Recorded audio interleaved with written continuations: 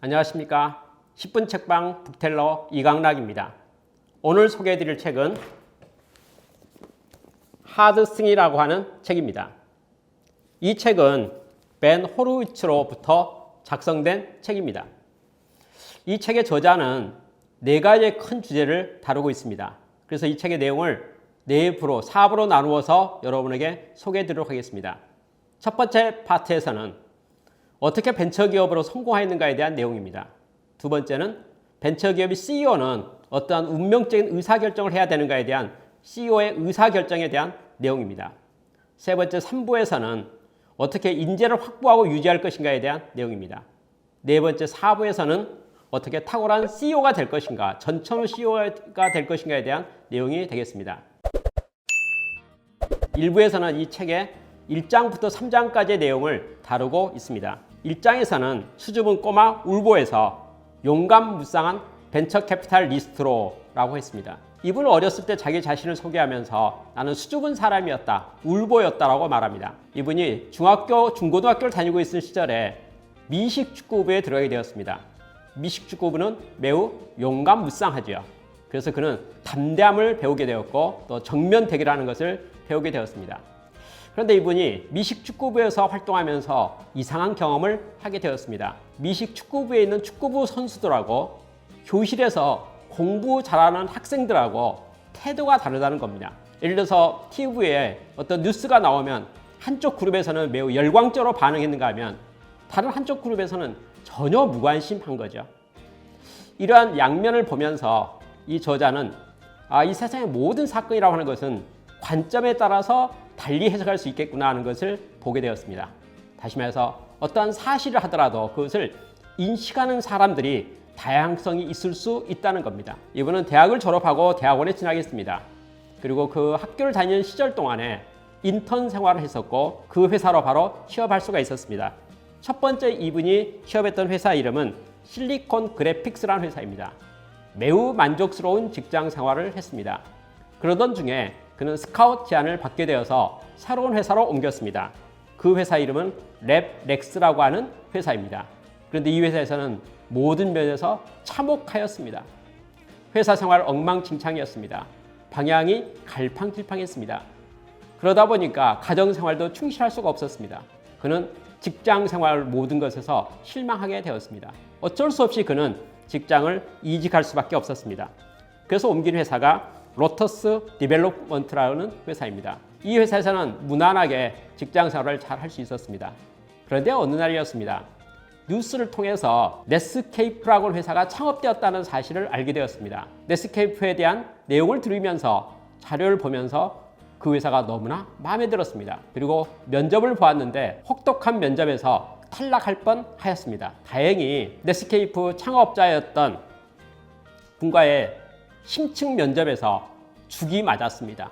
결국은 그 결과로 그는 취업하게 되었고 넷스케이프에서 승승장구하게 되었고 책임자가 되었습니다. 우리가 아는 바와 같이 넷스케이프는 매우 대단한 벤처 기업이었습니다. 이 회사는 창업한 지 16개월 만에 상장을 했습니다. 1995년 8월에 기업 공개를 하게 된 것이죠. 공개했던 첫날 인기가 너무나 좋아서 시가총액이 30억 달러나 되었습니다. 우리 돈으로 계산한다면 3조 원 정도 되지 않는가 생각합니다. 이 회사 상장을 해서 매우 좋았습니다만은 마이크로소프트사와의 극심한 경쟁에 휘말리게 되었고 그것을 치고 나가는 그 한계를 많이 느끼게 되었습니다. 결국 넷스케이프라는 회사는 AOL이라는 회사에 매각이 되고 말았던 것이 바로 첫 번째 있었던 직장 생활들의 경험입니다. 넷스케이프가 매각되고 나서 이 저자는 다시 신규 사업을 창업하게 되었습니다. 넷스케이프의 창업자와 같이 공동으로 회사를 설립하게 된 것이죠. 마크 앤드리스라는 탁월한 경영자와 함께 공동 창업을 했습니다. 그 회사 이름이 라우드 클라우드라는 회사입니다. 바로 이 회사가 저자가 실질적인 벤처 기업인으로서의 경험이 시작되었다고 말할 수 있습니다. 매우 인기가 좋았습니다. 창업한 지 6개월 만에 직원 수도 한 200명이 되었고 또 초기에 벤처 캐피탈로부터 투자도 받았습니다. 기업가치 평가가 초기에 6,600만 불 정도로 평가받을 정도로 탄탄하게 성장할 수 있었습니다. 그런데 문제가 생겼습니다. 닷컴 열풍이 꺼져버린 것입니다. 갑자기 인터넷과 기술주의에 대한 모든 것들이 폭락하기 시작하고 시장 경제가 어려워지기 시작한 것입니다. 18개월 만에 회사 직원 수는 600명이나 되었고 고정비는 늘었고 개발은 다 완성이 되어가는 순간인데 시장의 모든 고객들 그리고 시장 상황은 매우 혹독하고 좋지 않았습니다. 파산 직전에 몰리게 되었습니다. 어떻게 하면 이 난관을 극복할 것인가에 대한 많은 방법을 쓰는 과정 속에서 실질적으로 투자 유치는 불가능했기 때문에 기업 공개라고 하는 테크닉을 사용하게 되었습니다. 많은 노력 끝에 간신히 상장을 할 수 있었습니다. 주당 6달러로 상장했지만은 사실은 주가가 폭락하게 되어서 2달러 밑으로 내려가게 되었습니다. 모든 사업은 뜻대로 되지 않았습니다.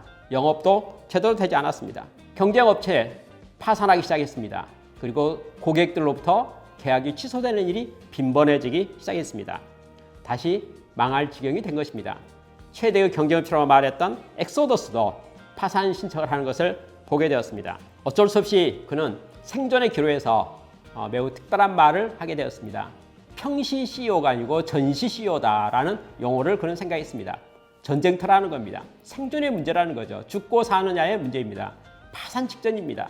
그리고 미래가 전혀 보이지 않습니다. 어떻게 생존할 것인가, 돌파구를 어떻게 찾을 것인가에 대해서 순간순간 의사결정할 수밖에 없는 그런 벤처 기업인이 되고 만 것입니다. 살아남느냐, 총체적 파멸이냐 기로에 섰습니다. 그는 제품과 사업에 대한 모든 것을 EDS라는 회사에 매각하기로 결정하였고 그걸 추진해서 성사시켰습니다. 이 매각이라는 것은 직원의 한 150명 정도를 EDS에 팔아넘기고 또 140명 정도는 해고해야 되는 그러한 어떤 현실에 봉착하게 된 상황이었습니다. 그럼에도 불구하고 파산하는 것보다는 낫다고 생각하였습니다. 그는 직원들에게 EDS로 떠날 것인지 아니면 회사를 그만두고 다른 직장을 얻을 것인지 남아서 나랑 같이 미래를 새롭게 도전할 것인지에 대해서 선택하도록 요구하는 그러한 말을 할 수밖에 없는 상황에 봉착했었습니다. 이 책의 2장에서는 어떻게든 살아남을 것, 지금 말한 내용을 설명했습니다. 이 책의 3장에서는 더 이상의 실패는 없다. 그는 마지막 혼신의 힘을 다해서 재창업에 들어갔습니다. 가지고 있었던 모든 회사 제품에 대한 모든 사업을 매각해버렸기 때문에 EDS로 매각했기 때문에 그는 신생 아이템을 가지고 다시 재생의 길을 찾게 되었습니다. 회사 이름을 그는 옵스웨어라는 이름으로 새롭게 바꾸어서 재창업의 모습으로 가져갔습니다. 2달러 밑으로 추락했던 주가는 더 시세가 없어져서 0.35달러까지 폭락했습니다. 주식시장에서는 1달러 이상으로 가치를 회복하지 못한다면 상장을 폐지해버리겠다라고 경고하기도 했습니다. 다행히 동업자인 또 공동창업자인 마크 앤드리스는 매우 탁월하였기 때문에 벤처 캐피탈들과 또 주변의 투자자들을 찾아 만나면서 회사의 주가를 간신히 유지할 수 있도록 할 수 있었습니다. 매우 어려운 시기였습니다. 남은 직원은 80명이었습니다. 새롭게 출발했습니다. 위기가 찾아왔습니다.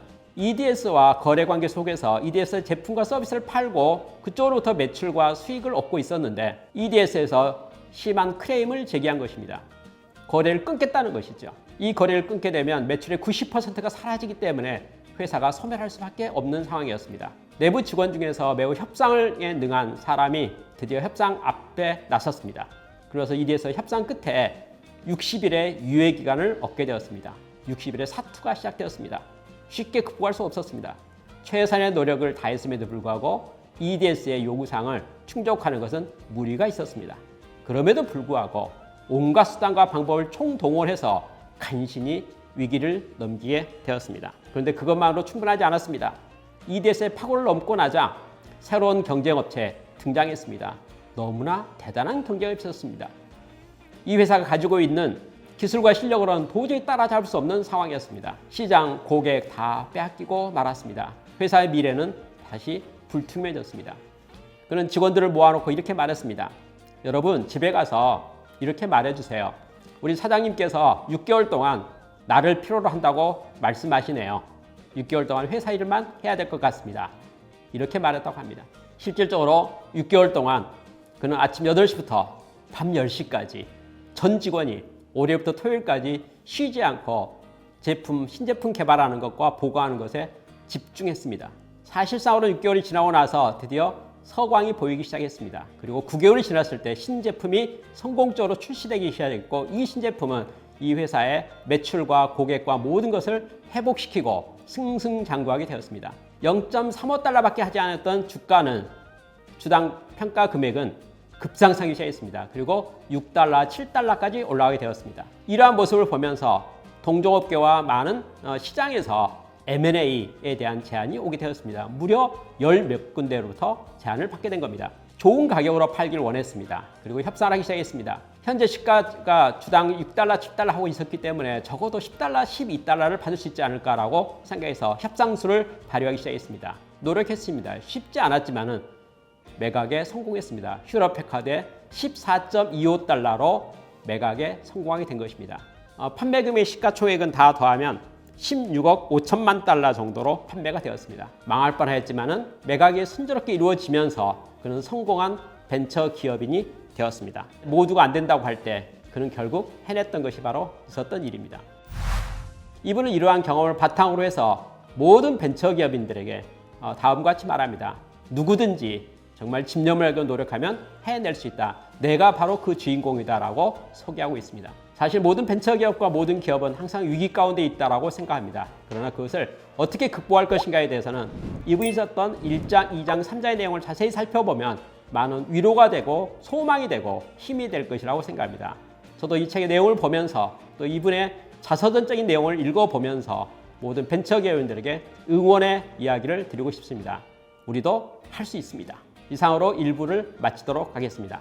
감사합니다.